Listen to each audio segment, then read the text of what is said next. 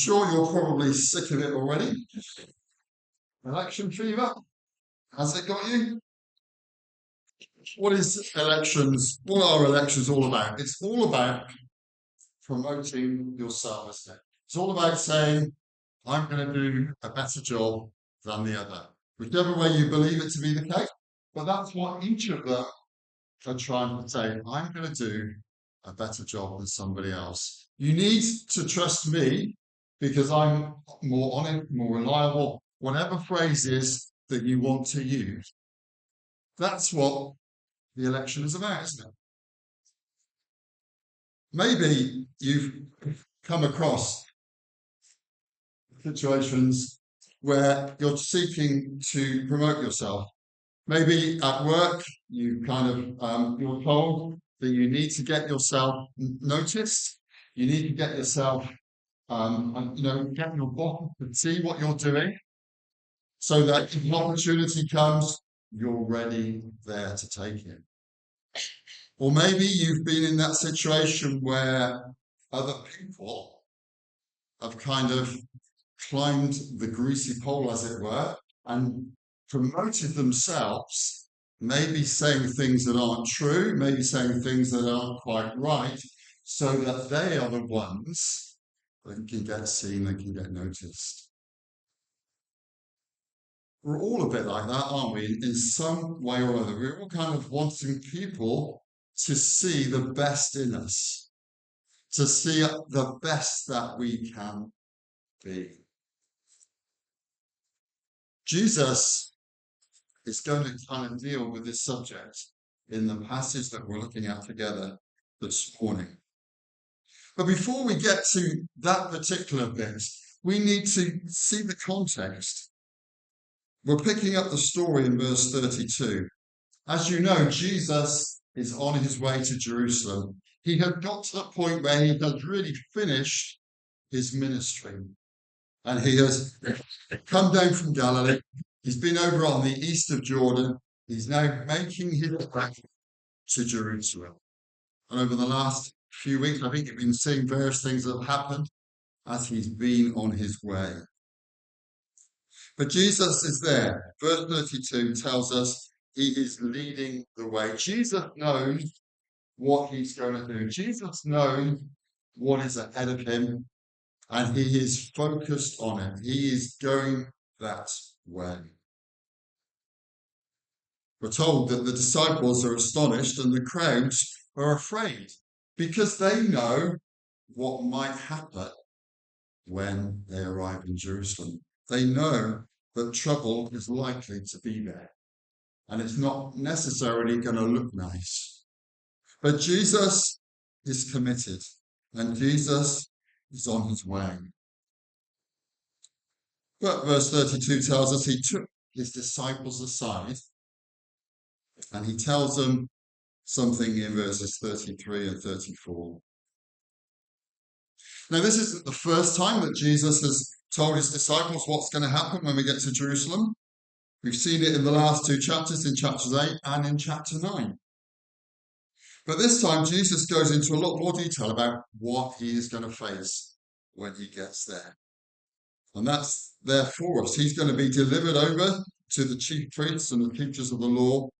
He's going to be condemned to death. He's going to be handed over to the Gentiles. He's going to be mocked, spat upon, flogged, killed, and then he's going to rise again. That's way more detail than they've heard before. But Jesus has taken the time to say to his disciples what is going to happen. But then what happens next is quite remarkable, isn't it? Bear in mind what Jesus has just said. James and John come up to Jesus and they ask him some questions. But the bottom line is the question that they want to ask Jesus is recorded in verse 37. Let one of us sit at your right and the other at your left in your glory.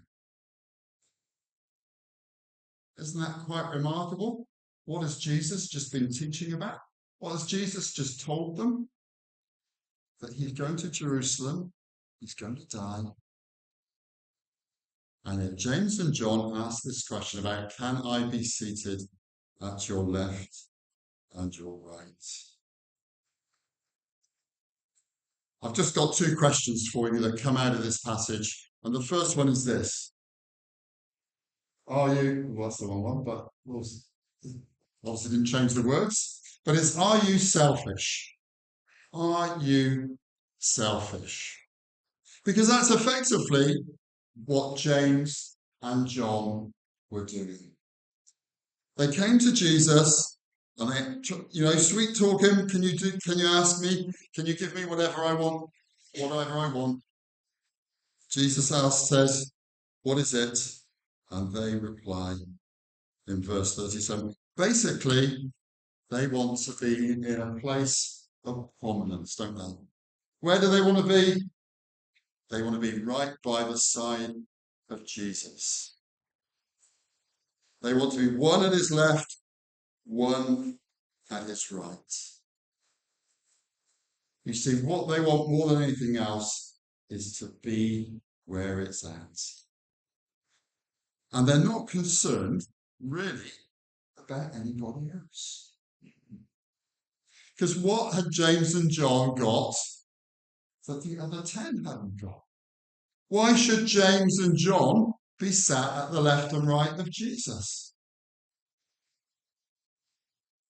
There is no particular reason. We know that there is potentially a family tie because James and John's mother was the sister of Mary.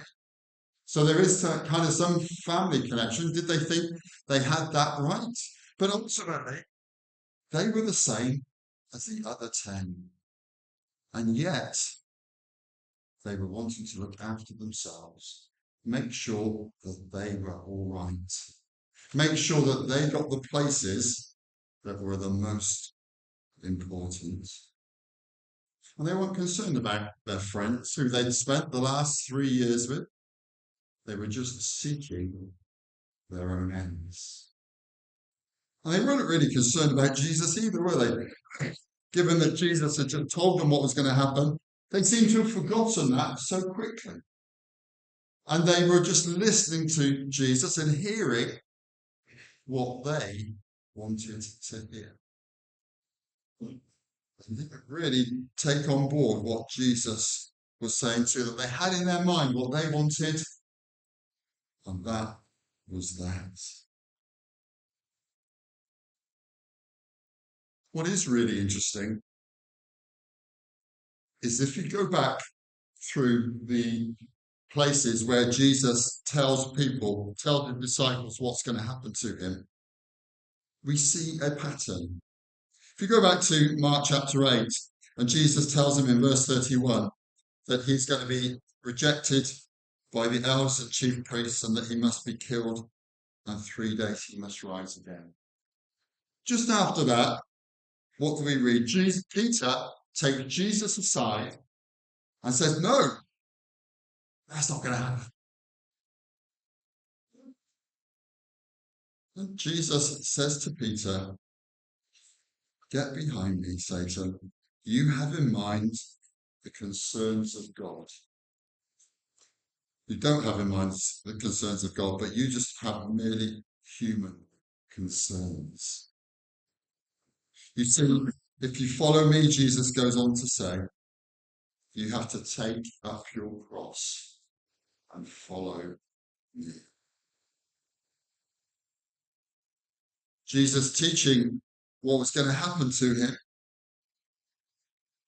And he has to remind the disciples that they are in a battle. They're in a spiritual battle, and it's going to be costly to follow Jesus. If you go into the next chapter, into chapter 9, and in verse 31 again, Jesus tells his disciples the second time, the Son of Man is going to be delivered into the hands of men. They will kill him, and after 3 days he will rise. And then what do we read? As they carry on walking, the disciples are talking together, and Jesus asks them, what are you talking about? And what are they talking about? Who is the greatest? Which one of us is the greatest?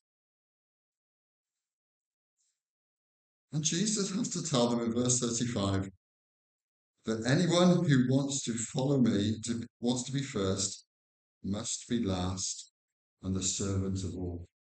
And he gets a little chart to illustrate that for them. And we see the same thing again, don't we, in chapter 10. Jesus tells his disciples that he's going to die, that he's going to suffer, he's going to rise again. What happens straight afterwards? James and John wanting places prominent. Every time Jesus speaks about what is going to happen to him, his disciples are much more concerned about what is going to happen to them. Isn't that selfish? Isn't that putting themselves first?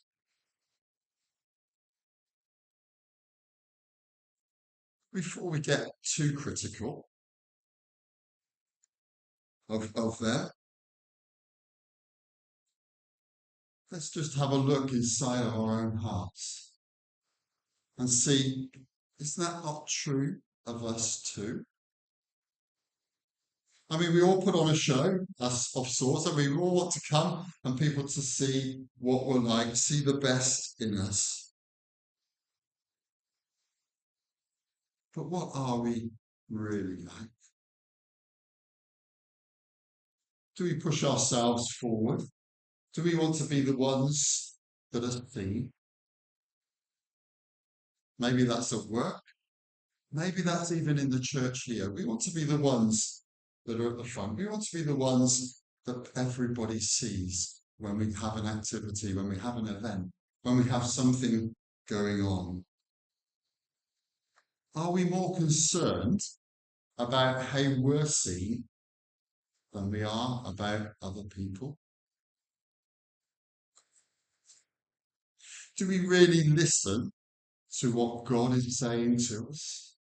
We hear what the Bible says, we have it read, we have it explained, but do we actually hear what he is saying to us?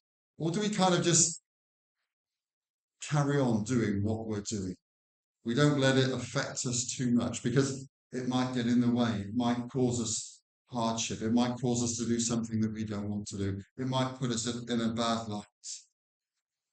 Are we kind of just hearing what we want to hear?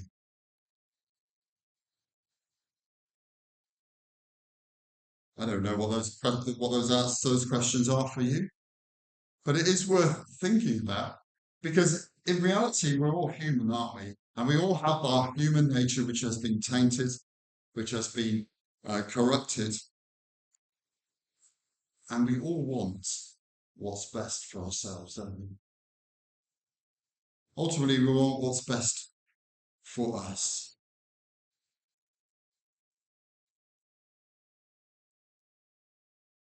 And Jesus is asking us really here, are we selfish? And as we go through the story, we find that the disciples, the other 10, aren't really any better. When they find out what James and John have been asking, we read that they are indignant in verse 41. I suspect indignant because James and John got there first. Because ultimately, why would you be upset? Because they wanted that position themselves. Why should someone else get it?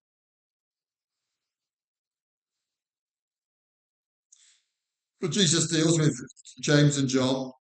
He talks to them in verses 38 to 40 about, do you really know what you're asking for? Can you suffer as I suffer? That's what the imagery of drinking the cup and being baptized with his baptism is referring to. If you look back in the Old Testament, you will see whenever they talk about the cup, it's generally the cup of suffering. We know that in a few days' time, Jesus will be in a garden when he'll be talking to God in Gethsemane. And what will he be saying? He'll be, let this cup be taken from you. That's what Jesus was going to face. And he's asking James and John, can you cope with this? Can you deal with this suffering? Verse 39 tells us that they think they can. I suspect they still think that Jesus is going to have a physical kingdom where he will be sat on a kind of, he will be sat in a place of rule and they'll be able to sit with him. And they know they're going to Jerusalem. They know there's probably going to be trouble. But they think they can handle it. But Jesus, when he responds to them, is talking about things that are going to happen in the future. And I suspect that James and John didn't really know what that was going to look like.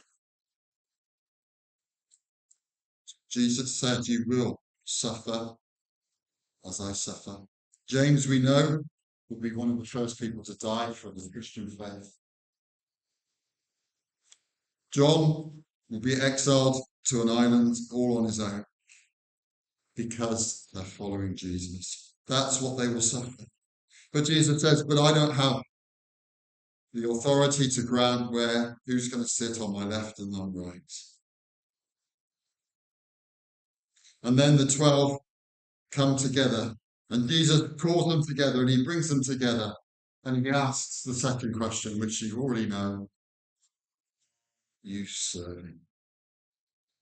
Are you serving? And Jesus tells us gives that answer in verses 42 to 45 to describe what that looks like. And it's not how people would generally see it. It's not how the disciples would understand it. They would see what was going on around them. They would see what was happening in Israel, in Jerusalem. They would see that the Romans were in charge. And they had their places of authority, and they ruled with a rod of iron, and people did exactly what they wanted them to do. They used to lord it over them, as verse 42 tells them. And they exercised authority over them.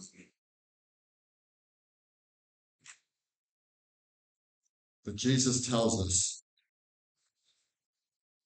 that if we want to be followers of Jesus, then it's going to look very different. Verse 43, not so with you. Instead, whoever wants to be great among you must be your servant. This is repeating, isn't it? What he said in the previous chat. If you want to be the greatest, if you want to be the first, you have to be my servant. Jesus is giving a very different way of living. That we should be looking to be servant-hearted and not to be those that lord it over people. In fact, Jesus goes on to say in verse 44 that whoever wants to be first must be slave of all. We all know what a picture of a slave is, isn't it? It's someone effectively who has to literally do. They are held captive doing what they were told to be done. And that's what it's like if you are to be a follower of Jesus. You need to have that servant heart. Not lording it over people, but seeking to serve them and honour them. I wonder, what does that mean for you? What does that mean for you here at Calm, in the church here? What does it mean for you to be servant-hearted? What does it mean for you to be a servant? What does it mean for you to be a slave? Because that's what Jesus is saying to his disciples we should be considering. What does that actually look like? I remember years ago when I was working for a small company in Swindon, and we were going through quite difficult times financially, and we were getting close to kind of going under. And the MD got everybody together, and he said, "We've all got to pull our weight. We've all got to get involved in doing whatever tasks need to be done, even if that means going out and washing the car park." And everybody kind of just looked at him. Was he serious? To his credit, he didn't actually wash the car park, but he was prepared to go down onto the kind of the place where we were building the kind of the items, the goods that we were selling, and he was prepared to spend a few days down there doing very manual work because there was a gap that needed to be filled, and he was showing us by his example that that's what we needed to do. That was just in a business environment. How much different should it be in a church environment? We should be doing something similar, shouldn't we? There's all sorts of things that go on in the church here. Tony's already referred to it. Lots of things go on behind the scenes. Maybe people don't even know what others are doing. That's the way that it should be. Toilets need cleaning. Drinks need making. Washing up needs to be done. The building here needs to be cleaned. People need visiting. Jobs, people need help. Shopping needs to be done. Somebody, you might need to do some washing for somebody. There's all sorts of different things that go on in the life of the church. Do we have that heart to do those kind of things? Or do we always want to be just kind of sat here, seen on a Sunday, seen doing at the front of whatever it might be?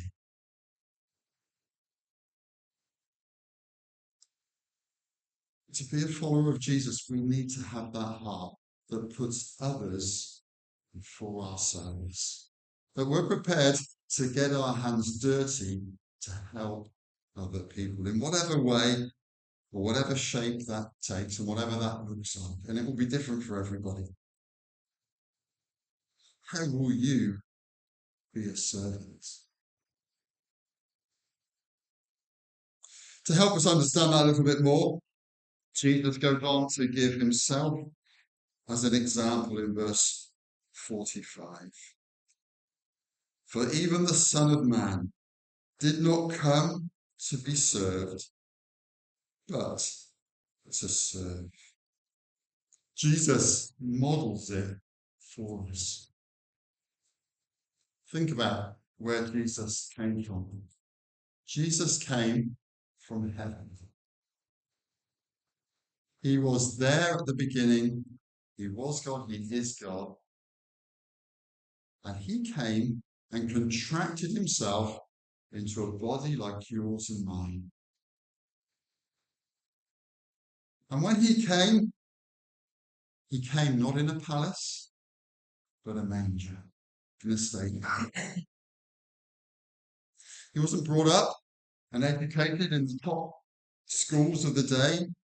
He trained as a carpenter in a village in the back end of Galilee.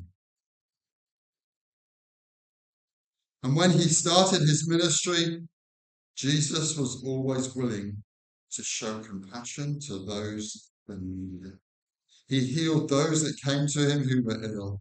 He met the needs of those around him. He was always willing to help, always willing to serve, always looking to help others.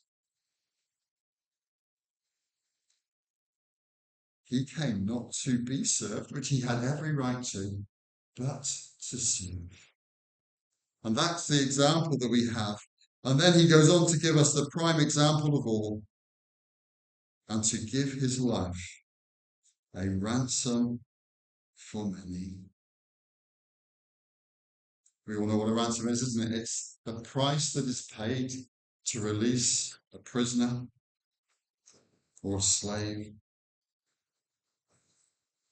And Jesus gave his life to pay the ransom for you. Because you are included in the name. Jesus came.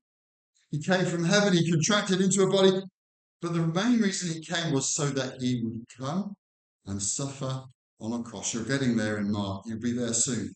Where you see Jesus dying on a cross, taking our sin. He who knew no sin became sin for us. He in his own body bore our sins on the cross. Isn't that the ultimate in servant-heartedness? Because what have I done to deserve Jesus coming and doing that for us? We've done nothing to deserve it.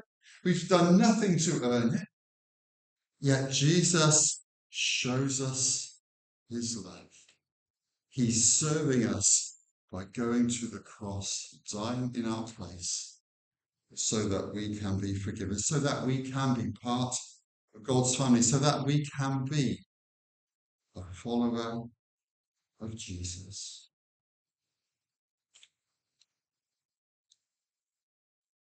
That's what you're thinking about all the way through, Mark, isn't it? To be what Jesus is, to do what Jesus did. And what an example that we have for us here. I wonder whether you are like Jesus, whether you do what Jesus does. I'm going to finish with just reading some words from Paul, who picks up this whole theme. You know the words well, in Philippians chapter 2. Do nothing out of selfish ambition or vain conceit. Rather, in humility, value others above yourselves, not looking to your own interests, but each of you to the interests of others. In your relationships with one another, have the same mindset as Jesus, who, being in the very nature God, did not consider equality with God something to be used to his own advantage. Rather, he made himself nothing by taking the very nature of a servant, being made in human likeness, and being found in appearance as a man, he humbled himself by becoming obedient to death, even death on a cross.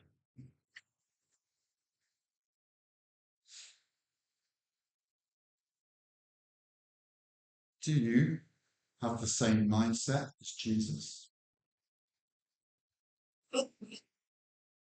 Are you selfish or are you serving? That's the challenge we have from this passage in Mark. Do nothing out of selfish ambition or vain conceit. Rather, in humility, value each other above yourselves, not looking to your own interests, but each of you to the interests of others. James and John were looking after their own interests. They were doing it out of selfish ambition. I wonder what you're doing this week. I pray that you and I will be doing it in the same mindset as Jesus.